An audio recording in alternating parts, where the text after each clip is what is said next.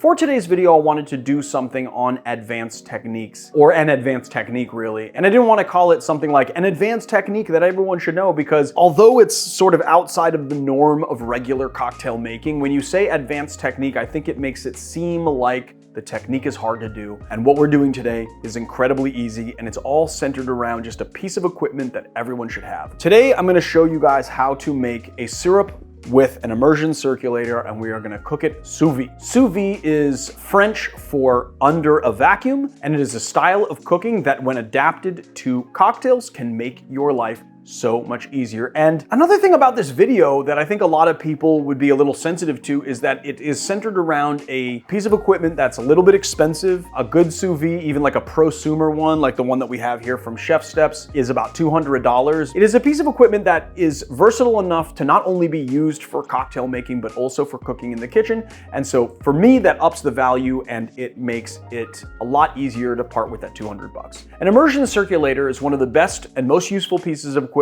you can add to your arsenal if you're wanting to up your cocktail game. So what is an immersion circulator? It is essentially a heat stick which is designed to be submerged in a tub of water, and then it heats the water while circulating it to a desired temperature. It is designed to do is keep that water at an even temperature so that you're able to cook food incredibly precisely. For our purposes today, since we're cocktail making, there really is no better way to extract flavors for syrups and shrubs. When you're making fruit syrup the analog way, today we're gonna be making raspberry, you need to sit those berries in simple syrup. You gotta wait 24 hours to extract the flavors. Then you gotta put it all into a fine mesh strainer. You gotta press the berries through and hope that you're extracting flavors. But with an immersion circulator, you can speed up the process, and it only takes 2 hours with the heat extracting the maximum amount of flavor. I just want to touch on that you need to be very careful about what you use the sous vide for. There are certain ingredients like herbs that are very heat sensitive and you can extract really off flavors, so there is a limit to what you can do. But for shrubs and fruit syrups, I've really found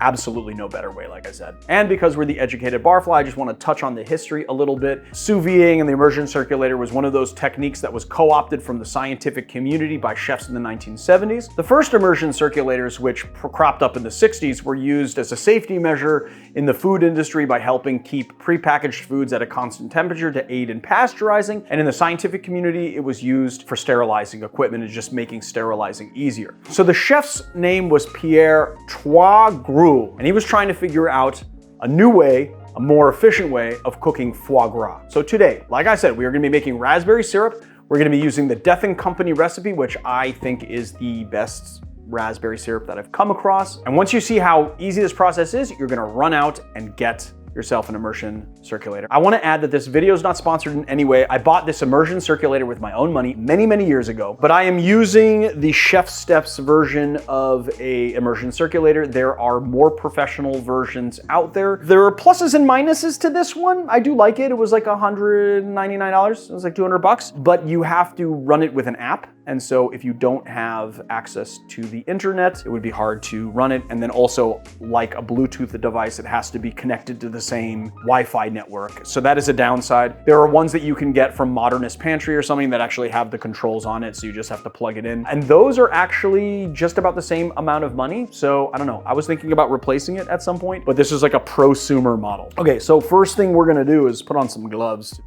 We have 500 grams of simple syrup just in a jar.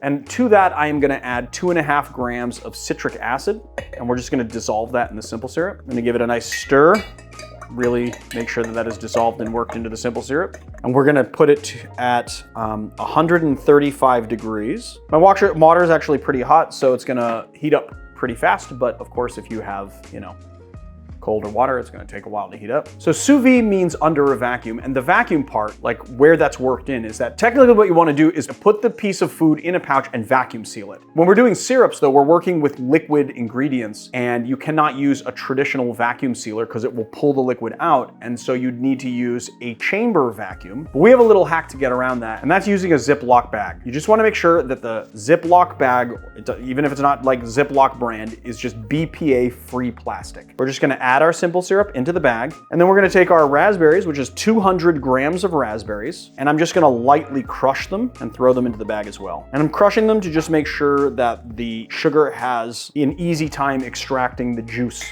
from the berries. And then what we're gonna do is just seal this all the way except for just a little bit at the end. And what we're gonna do is use the water pressure to push the air out. So you wanna make sure that this is open a bit, and then we're just gonna push that down. As you can see, it's filling with air. You wanna make sure that that air is able to escape. And then when it is fully submerged and that air has come out of the package, you just close it, and then you have a thing that's pretty much vacuum sealed. And then I like to take a little clip here. We're just gonna sit this at 135 degrees for 2 hours, and then our raspberry syrup is gonna be done. 2 hours later. So our raspberry syrup is done. I'm just gonna stop the sous vide, and we can pull this out here. And as you can see, the juice has extracted. The fruit is incredibly pale. So what I like to do here is use a nut milk bag. You can strain it through a fine mesh strainer if you want to, but this is gonna get all the little particulates out. And then also I like to crush the berries to get as much flavor as I possibly can out anyway. So I'll put it into a jar like so, and then we're just going to pour, and then I can just cinch this up, pull it out, and just press it. I like to try and press not only all the syrup out, but then also really try and get all the juices and everything out so you have a really nice, vibrant syrup. And now that we've extracted our raspberry syrup, I'm gonna rebottle it. Marius thinks it's a little weird. He thought it was a little weird that I strained it into a jar and then I'm gonna rebottle it, but I want something that's easier to pour out of. Okay, you guys are gonna see whether or not I still have my bartending skill. Can I pour from a wide mouth jar into a thin bottle and not spill all over the place? Let's see. The answer is obviously yes, but I did get a little messy there at the end. Now that we've got our raspberry syrup, let's make a raspberry fix. The fix is an old cocktail from the late 1800s, early 1900s. It is short for a fix-up, and it's really just a punch that has been made smaller over crushed ice. It is a beautiful drink. It is usually done with cognac, so that's what we're gonna do, and then you just garnish with seasonal fruit. First thing we're gonna do is juice a lemon. 3/4 of an ounce of fresh lemon juice. And take our raspberry syrup, and we're gonna do a fat 1/2 ounce of raspberry syrup. We're gonna fancify this a little bit with a 1/4 ounce of Curaçao and 2 ounces of cognac. This is a pebble ice cocktail, so we're gonna use a chilled glass here, put a skosh of pebble in here, and give it a whip shake until pretty much all of the ice is completely melted. All we're trying to do here is dilute a little bit and get a chill going. We can just pour this straight into our glass like so. Top it up with pebble ice. We're gonna take a lemon peel and we're just going to zest it over the glass like so. We're just going to garnish seasonal fruit. We're gonna take a beautiful pick from the Dizzy Diva that we have in our store, by the way, and add some fruits, lemon, raspberry. I like to do a little bouquet of mint, so give it a slappy poo, crushy pants it, put that in there. And just to fancify it a little more, we'll also give it a little orange. Essentially, you just have a really fancy single serve punch. Okay, let's give it the old sippy poo. It's fantastically good. Obviously the tartness of the lemon, the raspberry really comes through. You get a little undertone of orange, and both the raspberry and the orange serve to kind of highlight the barrel notes of the cognac. They really go very well together. You get a little bit of bitterness right on the back of your palate as you swallow. So the sweetness of this drink is tempered. It's a beautiful drink. So there it is, the raspberry fix.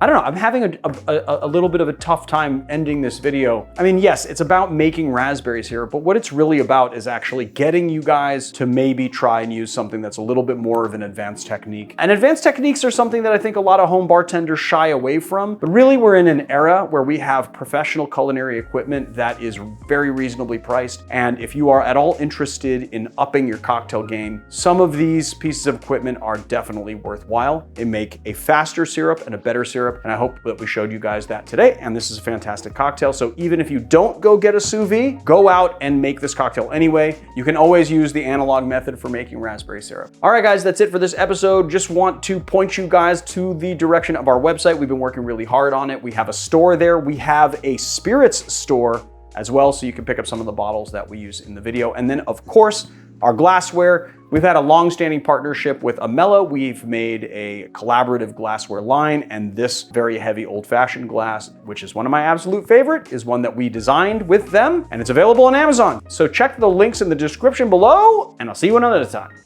Today's episode is sponsored by ourselves. If I've said it once, I've said it 100 times. One of the most important things about cocktails is their presentation. And your garnish game can really make or break that presentation. So Marius and I decided that we wanted to start making some dehydrated fruit to garnish cocktails. Not only are they beautiful to look at, they're pretty long lasting, and they're functional garnishes in that they have aroma that you can add to your cocktail without unbalancing the cocktail, but just adding a little je ne sais quoi to it. So obviously we're doing limes, we're doing lemons, we're doing oranges, we're doing blood oranges, and we're doing dragon fruit. All of our citrus are organic, they're sourced locally, and this is a really good way to help the channel. The garnishes are made in small batches, they're essentially made to order, and although we're starting with, the usual suspects, the really simple lemon, lime, orange, blood orange, we hope to expand into some less common, harder to get fruits, and then on top of that, we'll have some seasonal offerings for you guys. So if you guys have any suggestions for things you'd like to see, definitely let us know. So head to the shop, and no coupon code needed because they're amazingly priced and it helps the channel.